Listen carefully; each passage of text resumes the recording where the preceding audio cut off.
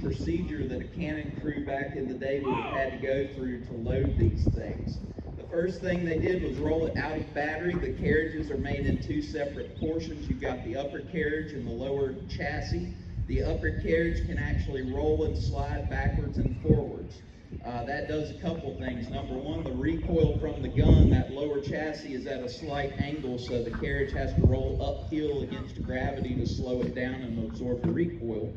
But for the sake of being in a battle, you roll it to the rearward position or out of battery to load. That way your soldiers can stay behind this short 3 to 4 foot knee wall, giving them a little bit more protection. You don't want to be standing on the outer wall where your whole body's exposed if you're in the middle of a battle.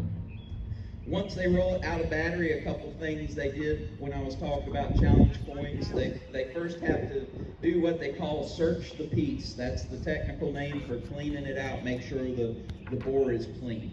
Two different tools they use for that. One's called the worm. It looks kind of like a giant corkscrew on the end of a long wooden pole. You run that thing down, it grabs any debris that might be left in the cannon from the previous shot. They would pre-measure out the gunpowder charges back in the day and put them in a cloth sack, either wool or cotton. And for the 24-pounder, the service charge was about 6 pounds of gunpowder. We tend to shoot between 2 to 3 pounds, depending on what the crowd looks like and how our gunpowder supply is doing. But they would have that in there, and when you shot the cannon, not all the pieces of the bag would either burn up or come blowing out, so you'd want to fish that out with the worm. After that, you have this other tool that looks kind of like a giant Q-tip called the sponge. The sponge is covered with a lamb's wool, and you could dip it in a bucket of water and get it saturated, and you would run that down the barrel in between shots.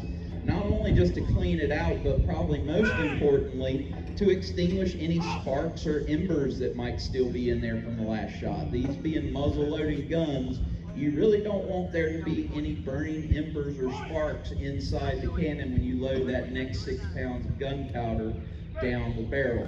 If that sets it off, the two guys up front are about to have a very bad day if it blows up in their face while they're holding on to those ramrods.